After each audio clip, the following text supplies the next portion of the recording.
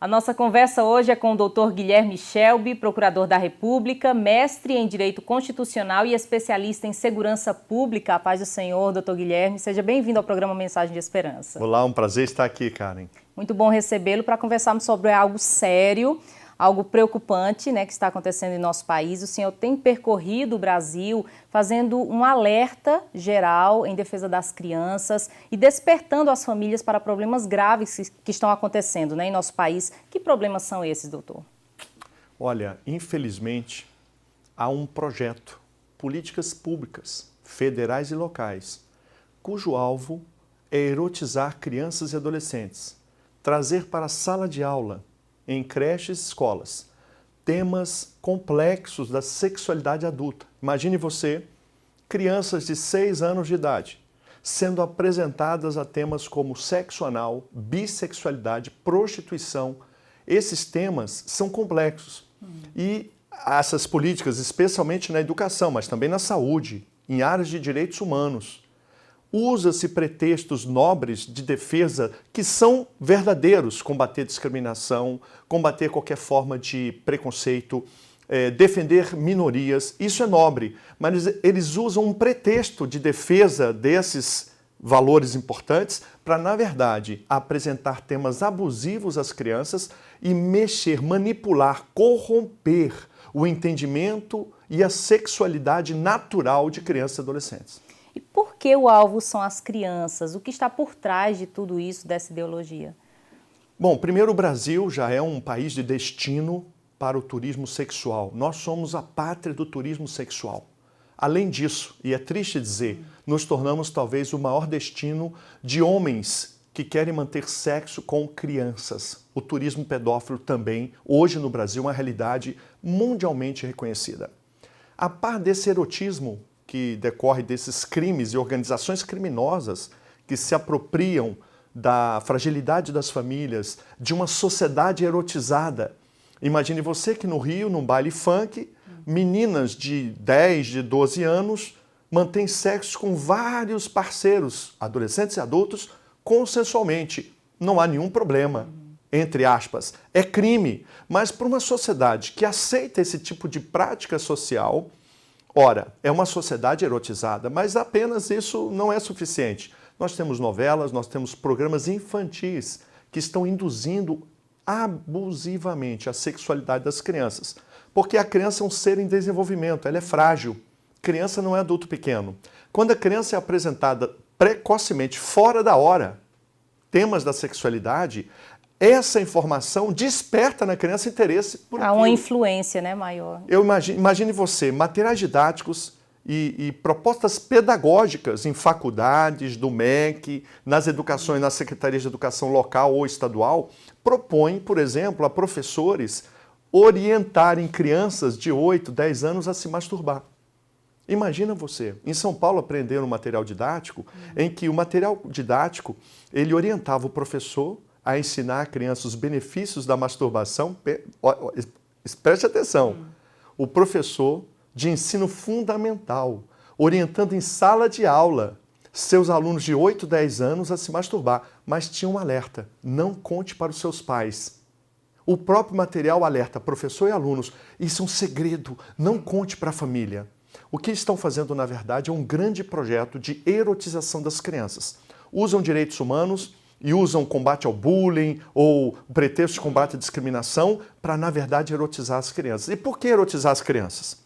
Essa pergunta é fundamental ter esse contexto. Porque crianças erotizadas não serão pessoas normais. Essas crianças terão a infância roubada e a sua fase de desenvolvimento na adolescência e na fase adulta alteradas. Isso a psicologia tem estudos profundos mostrando a mudança, não apenas em transtornos mentais, mas a mudança no que diz respeito às crianças que são erotizadas, elas vão ter uma alteração de comportamento. Os teóricos do marxismo, do socialismo cultural escreveram sobre isso. É sobre isso que está ocorrendo no Brasil. Não é à toa que essa pauta de erotização foi acelerada, implantada no Brasil num governo socialista. Nós tivemos um governo socialista e não apenas porque são governos, vários partidos que não são socialistas também advogam essa tese. A tese central é Erotizar as crianças é como dar autonomia de vontade a elas na decisão sobre sua sexualidade. Isso também é pauta fundamental da pedofilia. O movimento pedófilo internacional sustenta que as crianças devem decidir o que é melhor para ela. Os pedófilos acham que o prazer sexual é um direito da criança. O MEC também. Os materiais do MEC, a partir de 2011, governo socialista do Brasil. Em 2011, o MEC implantou um princípio de que as crianças em sala de aula são apresentadas ao direito ao prazer sexual. Eles dão um foco muito grande na masturbação, mas também em várias outras dimensões dessa sexualidade na infância. A lei diz que isso é crime, porque a criança não pode ser erotizada, ela deve ser protegida. O Código Penal, o Estatuto da Criança e do Adolescente proíbe tudo isso, mas eles estão fazendo uma revolução em salas de aula, usando crianças e adolescentes que não estão acompanhadas dos pais. Então, é uma prática ilegal, então. Todas essas práticas, veja, eles usam sempre cláusulas gerais de defesa de direitos humanos. A Constituição combate, sim, no artigo 3º tem uma cláusula espessa de combate à discriminação. Mas isso não autoriza, com base num princípio geral que não tem regra, não tem lei dizendo como é que se combate. Esses ativistas que estão em todas as áreas, estão na educação, estão na justiça, estão no Ministério Público, eles estão nas faculdades formando professores, eles acham que basta uma nobre causa para que eles possam fazer o que desejarem. Basta a nobre causa de combater o preconceito para que em sala de aula eles apresentem o que eles quiserem para os alunos. E eles desconsideram que há uma legislação, regras de direito que concedem à família, não é ao professor. A família tem direito de criar e educar os filhos. É a família, pela lei brasileira, Código Civil, Convenção Americana de Direitos Humanos e Constituição, é a família que tem a responsabilidade de estabelecer os valores, a educação moral e religiosa dos filhos. Alguns perguntam, mas por que a escola não pode? Não, a escola pode e deve cooperar com a família. Não é a escola o centro de vida das crianças. O centro de vida é a família. E é por isso que a lei diz, se a escola deseja cooperar com a família, antes de ministrar conhecimentos de temas sexuais a alunos, a escola, a educação, deve apresentar para as famílias o conteúdo e o que pretende fazer. Não pode ser um professor na hora que desejar, no momento que ele acha, hoje eu quero falar sobre sexo anal com os alunos, e ele fala. Não é assim porque a família não está sabendo que estão falando esse tema com os filhos. E as crianças estão sozinhas em sala de aula, estão enganando as famílias. Como os pais podem identificar, né, quando o Estado está ultrapassando os limites, está aí interferindo, né, assumindo um papel que não lhes cabe? Como o senhor disse, né, cabe aos pais, né, é direito dos pais formar, né, moralmente e religiosamente os seus filhos. Então, como os pais podem detectar isso, esse abuso do Estado? Primeiro é preciso deixar bem claro, a maioria dos professores são homens e mulheres de bem. Mas os ativistas sexuais, travestidos de professores ou gestores da educação, eles usam o seu cargo para uma revolução cultural. E aqui é o sórdido. Eles praticam as ilegalidades, eles mostram filmes pornográficos, nós não estamos sabendo por quê. Eles dão dinâmicas de toque físico. Menino toca em menino. Como se isso fosse quebrar o machismo, por exemplo. Uma dinâmica que usaram na cidade brasileira era levar crianças de 7, 8 anos ao banheiro, os meninos eram despidos de forma lúdica, brincando, e aí o professor orientava os meninos a pegar no piu-piu dos outros. Como se aquilo fosse quebrar o machismo do homem. Na verdade, estão erotizando as crianças. Isso. Mas o pretexto é sempre nobre, combater a discriminação, aula de direitos humanos. Então, essas ilegalidades, o grave é que elas são praticadas em creches e escolas.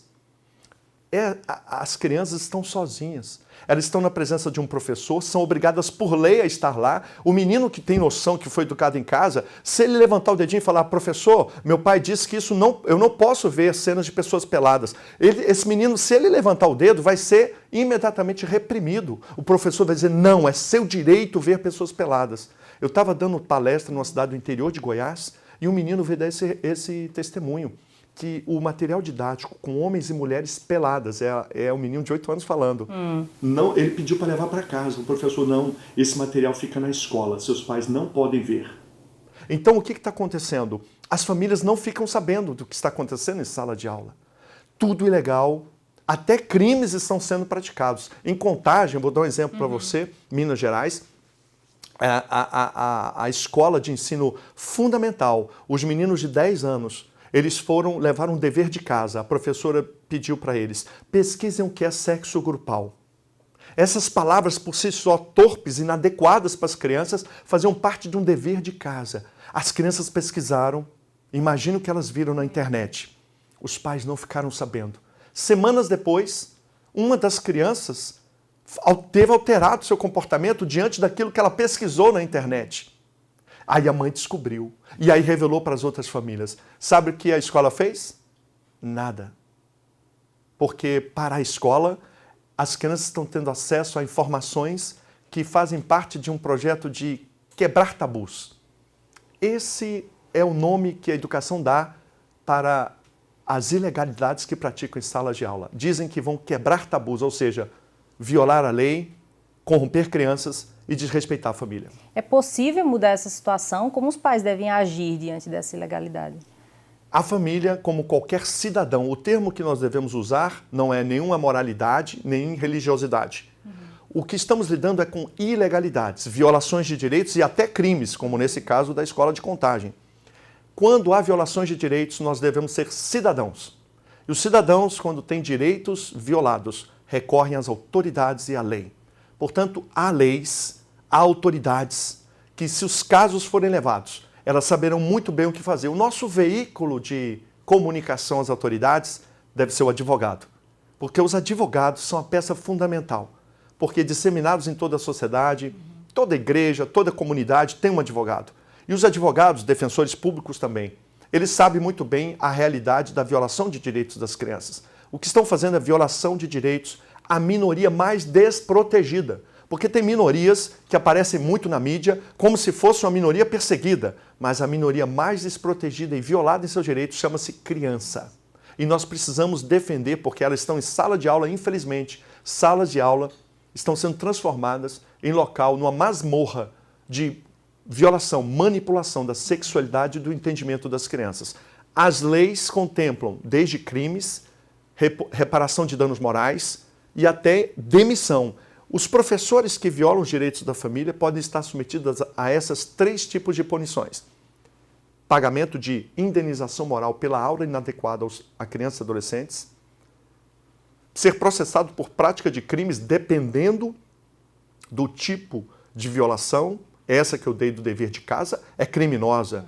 Tem casos de professores que passam filmes pornográficos. Eu vim agora de Natal, o professor de geografia resolveu mostrar para os seus alunos de 10 a 12 anos como é sexo oral. E mostrou um filme pornográfico para os alunos em sala de aula. Uma aula de geografia. Uma aula de geografia. Esse é o grau de descontrole e abusos. E esses professores têm que ser punidos. Não se trata de nenhuma tirar a liberdade do professor, não é isso. Se trata de respeitar as crianças e a família.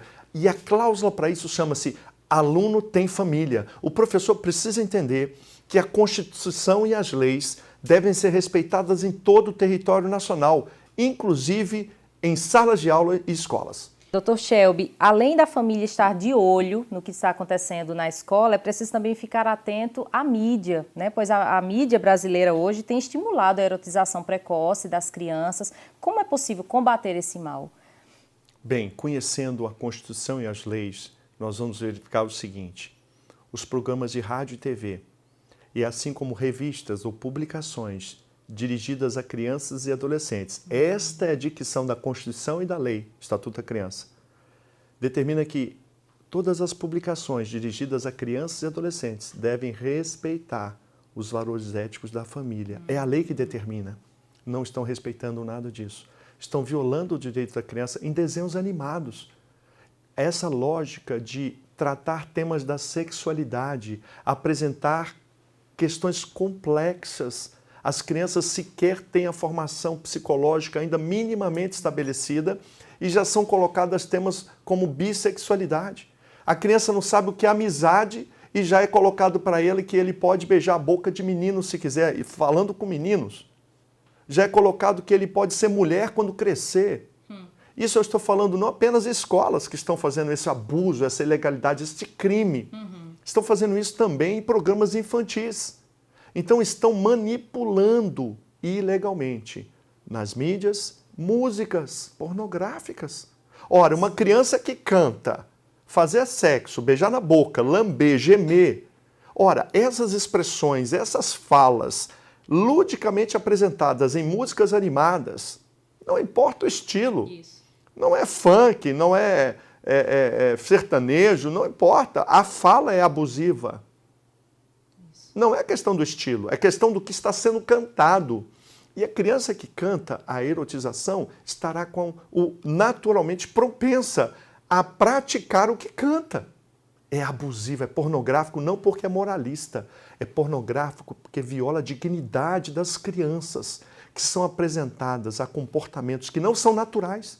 Não é natural uma criança de 6 anos querer beijar a boca de outras meninas.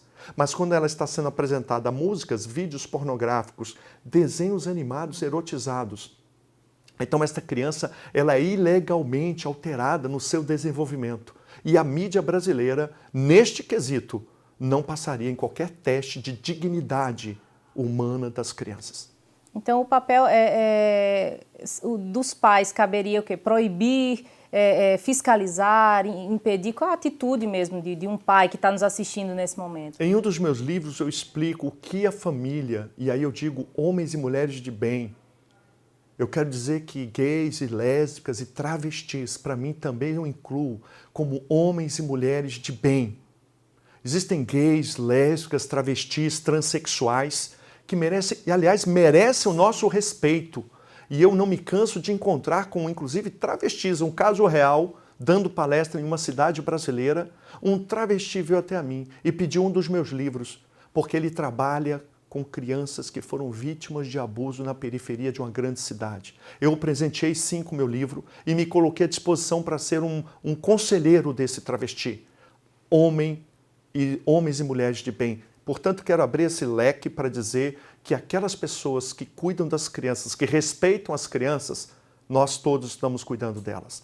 E o que podemos fazer? Como a lei proíbe, como a lei diz que é errado tratar esses temas, até a mídia, até a música, uma rádio, uma televisão, que passe um tema abusivo pode ser processada.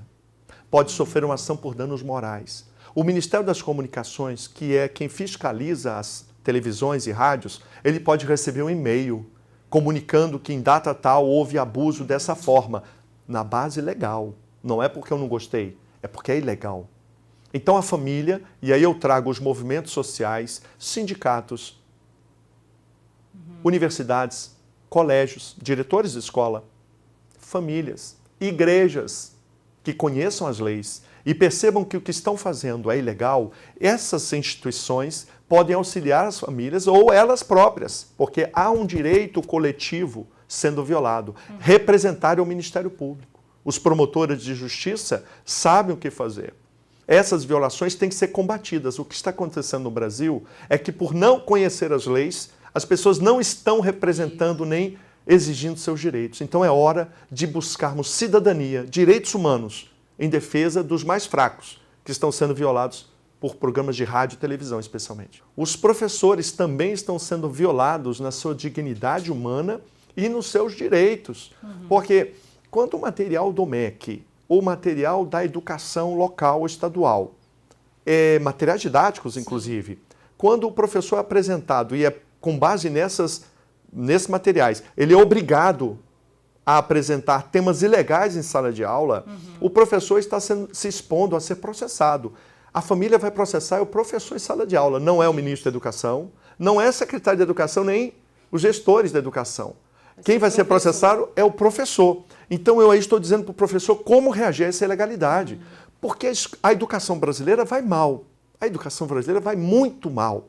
Em quesito de informação e conhecimento, que é o que a educação é trazida a nós como objetivo maior. O vestibular não é aula sobre moralidade, não é aula sobre cidadania, embora seja relevante. Nós não queremos engenheiros cidadãos fazendo pontes cair. Nós não queremos médicos cidadãos fazendo pessoas morrerem por negligência ou inaptidão técnica. Os profissionais têm que ter conhecimentos. E nesse tema de conhecimentos, a educação vai muito mal. Português, línguas estrangeiras, ciências. O Brasil, nas últimas avaliações, é sempre o penúltimo ou o último no quesito da capacitação dos seus alunos. Ora, se já vamos mal naquilo que deveríamos fazer bem, incluir um tema ilegal e abusivo, mas mais do que isso, complexo. A aula sobre educação sexual, as questões da sexualidade têm que ser muito bem pensadas pedagogicamente. Tem meninos de 10 anos que nunca beijaram na boca. Tem meninas de 10 anos que já estão grávidas, um abuso terrível.